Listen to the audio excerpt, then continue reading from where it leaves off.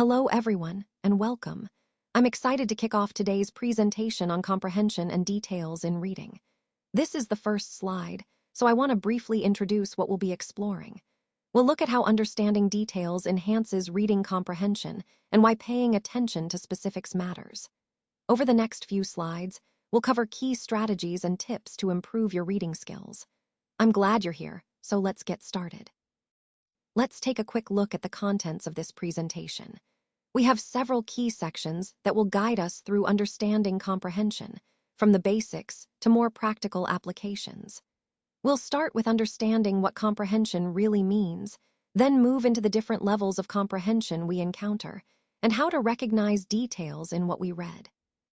We'll also explore how to select the right samples and give effective titles, an important part of engaging readers. There's a section on tips for creating catchy titles, which can make a big difference in capturing interest.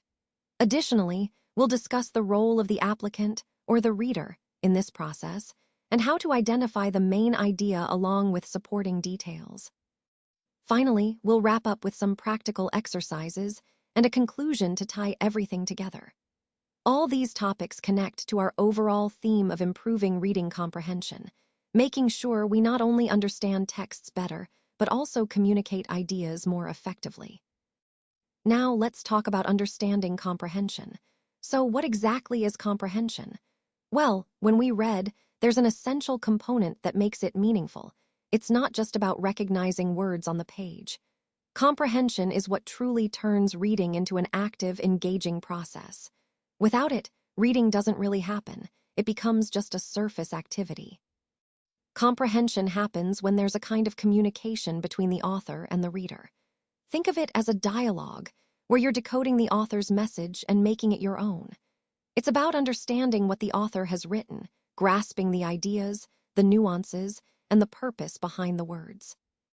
This connection is fundamental because it's the bridge that transforms reading from a passive activity into a dynamic one. And as we explore how to improve reading skills, understanding this core concept of comprehension will help us see why engaging with the text deeply is so important. It's the key to unlocking meaning and making reading a truly enriching experience. Let's take a closer look at the different levels of comprehension. First, we have the literal level. This is all about reading the lines, understanding the basic facts and details that are directly presented.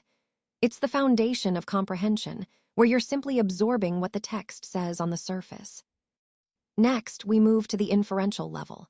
Here, we're reading between the lines.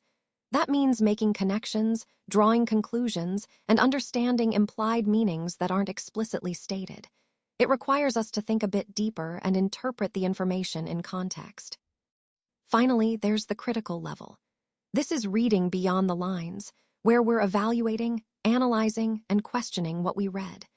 It's about forming our own opinions and judgments based on the information and considering its significance or implications. Altogether, these levels build on each other and are essential for developing a comprehensive understanding of any material. They help us engage more actively with what we read, which is key to improving our overall reading skills and critical thinking. Now, let's take a closer look at the detailed levels of comprehension. First, we have the literal level. This is where you need to remember or recall facts that are explicitly mentioned in the material. It's about understanding what is directly presented without much interpretation. Next, we move to inferential reading. Here, the reader is asked to look beyond the surface and find implied information. It involves making educated guesses based on clues within the text, connecting dots that aren't directly stated but are suggested. Finally, there's critical reading. This is where the reader evaluates what they've read. They use their prior knowledge and background experiences to form opinions or judgments about the ideas presented. It's a more active process that involves analysis and reflection. These levels are crucial because they help us understand the depth of comprehension required at different stages of learning, tying into the overall goal of developing more effective reading strategies. Now let's talk about knotting details. So, what exactly is this? Knotting details is a type of reading comprehension that focuses on remembering specific items within a passage. It requires us to read slowly and carefully, paying close attention to each detail. This helps us retain important facts and information. When we consider significant details, the key question is, when should we remember them? Well, that depends a lot on our purpose for reading. If a detail is important for understanding or answering questions about the passage, then it's significant. But if it's not relevant to our goal, then it might be considered insignificant. In essence, whether a detail is significant really hinges on why we're reading in the first place. So always keep your purpose in mind, because that will guide you in deciding which details to note and remember. This approach ties back to the overall theme of effective reading strategies, being intentional and purposeful in how we engage with texts. When reading for details, it's important to be clear about your purpose. Knowing why you're reading helps you focus on the right information. Sometimes, you might need to read a selection more than once, especially if your purpose changes each time. Remember, it's more effective to connect details to the ideas you want to remember rather than viewing them as isolated bits of information. This way, the details support your understanding of the main concepts. When you approach a passage, read it slowly and carefully. Take your time to absorb the information and avoid rushing through it. It's also crucial to distinguish between main ideas and sub-ideas. Recognizing the big ideas makes it easier to identify and remember the supporting details. Once you understand the main points, the supporting details will fall into place more naturally. By following these pointers, you'll improve your ability to read for details effectively, which ultimately helps you understand and retain information better in your overall learning process. Now, let's talk about sample selection. This is a critical step in any research process because it directly impacts the validity and generalizability of our findings. When we choose our samples, we're essentially deciding which parts of the population we're going to study. The key points here are ensuring that our sample accurately represents the larger population we're interested in. It's important to consider factors like sample size. Too small, and our results might not be reliable. Too large, and it might be inefficient or costly. Random sampling is often ideal because it helps minimize bias and gives each member of the population an equal chance of being selected.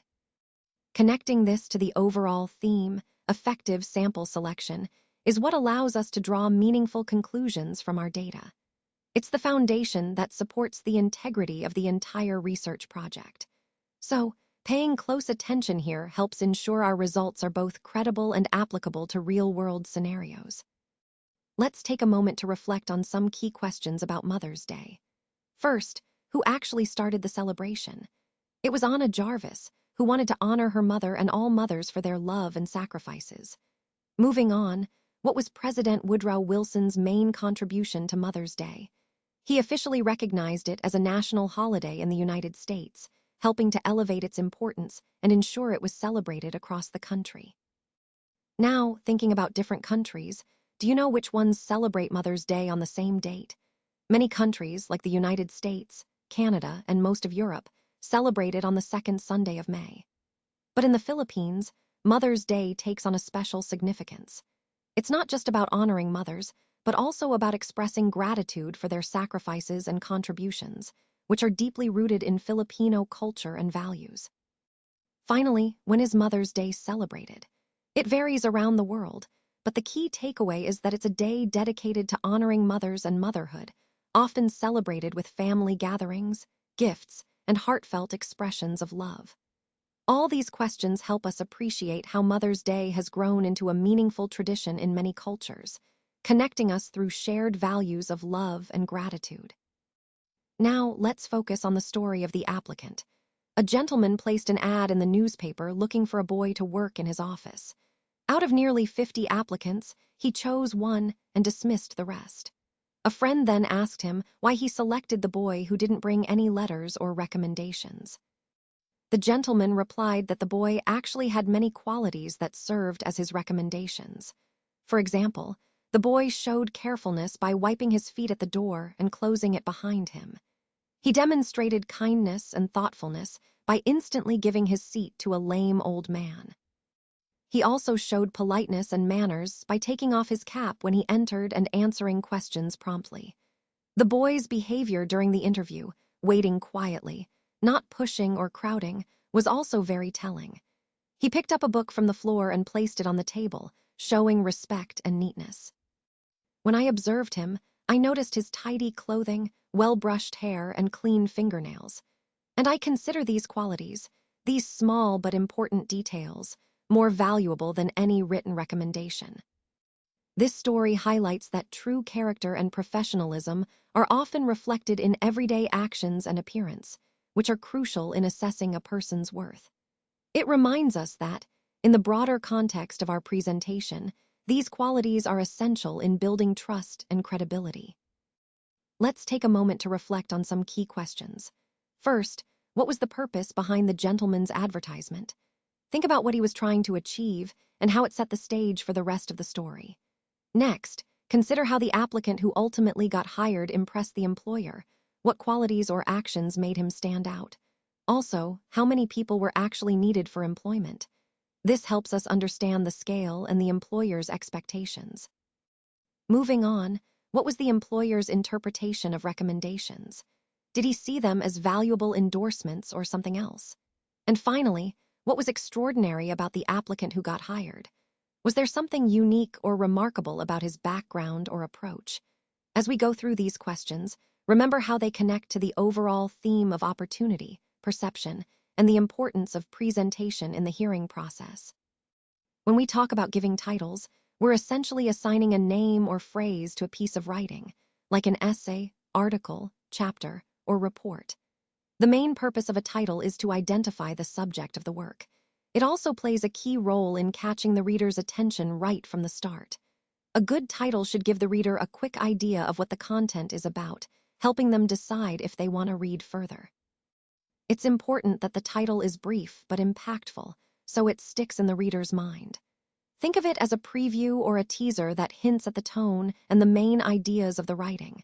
When crafting titles, aim for something that's catchy and engaging, but also clear and relevant to the material. Remember, a well-chosen title not only summarizes the essence of the work, but also invites curiosity. It connects directly to the overall goal of our presentation. Understanding how effective writing begins with a strong, clear title that guides the reader. Let's take a closer look at the characteristics of a desirable title, based on Lipton's 1998 guidelines. First, an effective title should be informative. That means it needs to clearly identify one or two main points of your paper, so that anyone reading the title immediately understands what the core message is. Next, clarity is essential. The audience shouldn't have to guess or ponder what your title means. It should be straightforward and easy to grasp at a glance. Then, there's the importance of making your title attention-commanding. While it's not necessary for every title to be flashy, aiming to catch the audience's eye helps ensure your work gets the recognition it deserves. Accuracy is also key. Your title must honestly reflect what's inside your paper. Avoid overpromising or exaggerating results. This builds trust and sets correct expectations. Finally, keep it concise. Short titles are more memorable and easier to recognize. Every word should add value and contribute to the overall message you're trying to convey. When you combine these 5 characteristics, being informative, clear, attention-commanding, accurate, and concise, you create a title that effectively communicates your research and engages your audience. This aligns with the overall goal of making your work accessible and impactful right from the start. Now, let's talk about some tips for creating catchy titles. First, it's a good idea to use one strong, short phrase from your paper. This helps grab attention and gives a quick hint about your main idea. Next, try to state the answer to the key question or issue your paper explores. This makes your title more direct and engaging. Incorporating a famous quotation can also add interest and credibility. Starting your title with the word "on" can give it a scholarly tone and make it stand out. Asking a question that your paper answers can spark curiosity and invite your audience to think. Using clear or catchy imagery related to your topic can make your title more memorable. You can also experiment with different lengths, writing a one-word title, a two-word title, or even longer. Lastly, beginning your title with a gerund, an ing word, can make it active and dynamic. All these techniques connect back to our overall theme, creating titles that are not only informative, but also compelling enough to catch your audience's eye and make them want to learn more. All right, everyone, now it's time to practice. I want you to read each paragraph carefully and think about what it's saying. After that, your task is to select the title that best captures the main idea of each paragraph. This is a great way to reinforce what we've discussed and really understand the core message. Remember, the key points are about understanding how to identify the main idea and choosing the most fitting title. So stay focused, think critically, and see how well you can connect the paragraph's content to its main theme. This practice will help you become more confident in analyzing texts and summarizing their main ideas effectively. Let's give it a try. Let's talk about cats. They are truly the world's greatest hunters. They have an incredible ability to go after any animal they can catch and kill. One of the reasons they are such effective hunters is because they move in complete silence, relying heavily on stealth and secrecy to get close to their prey. Instead of chasing their target over long distances, they often ambush with a sudden, terrifying rush, which is a really efficient hunting strategy. Their bodies are magnificent, combining power and grace seamlessly. This allows them to move very quickly over short distances, especially at night when they hunt most actively. Their eyes are specially adapted for nocturnal activity, giving them excellent night vision so they can hunt in the dark. So when we think about cats, we see animals that are sly, stealthy, and unmatched as hunters in the animal kingdom. They truly exemplify the idea of being masters of the night and agile predators. Today, I want to share with you about the Sanjuguan Festival in Mindoro, a truly vibrant and meaningful event. This festival is quite special because it involves the entire town's population, turning the streets and the wide stretch of beach at Calapan Bay into a lively stage. Imagine the whole community coming together to celebrate their history and culture. The name Sanjuguan comes from the word Sanjugo, which means brother in the local language. So essentially, this festival is a celebration of brotherhood and unity among the people. It's not just a colorful event, it's rooted in history. What makes the Sanjuguan Festival even more fascinating is its reenactment of a significant historical event, the first contact between the natives of Maui and the seafaring traders from ancient Cathay.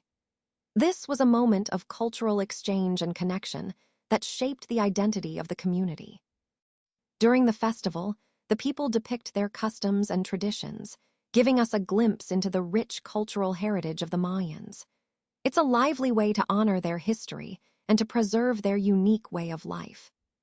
So, in essence, the Sanjuguan Festival is much more than a celebration.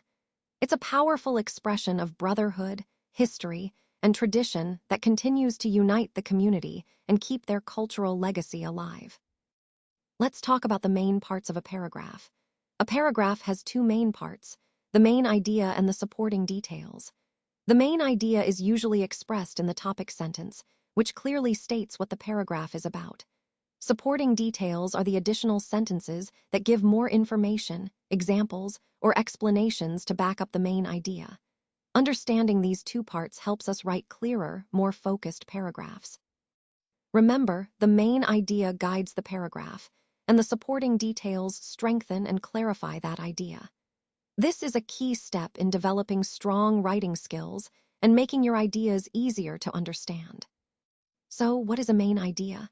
Well, it's basically the most important thing that an author is trying to say. It's like the core message or the main point that ties everything together. When you read a paragraph, the main idea is a general statement that summarizes what the paragraph is all about. It helps you understand the story or the information the author wants to share.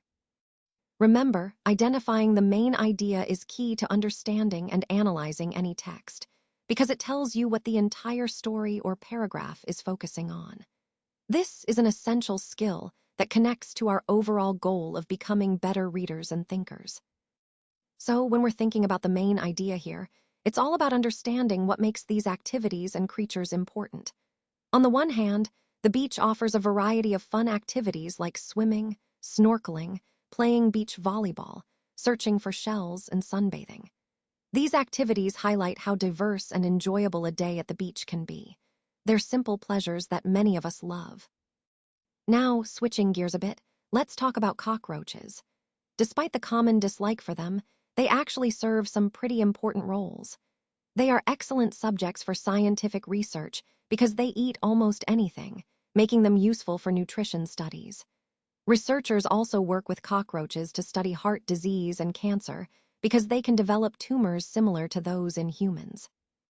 Connecting these points back to our overall theme, whether it's enjoying the beach or understanding the natural roles of creatures like cockroaches, both emphasize the importance of observing and valuing different aspects of our environment.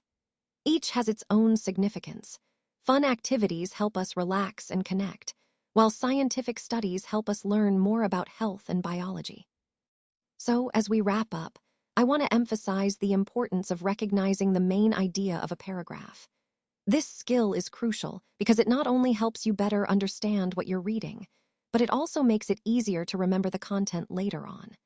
When you identify the main idea, you're essentially capturing the core message, which simplifies the process of grasping the overall meaning.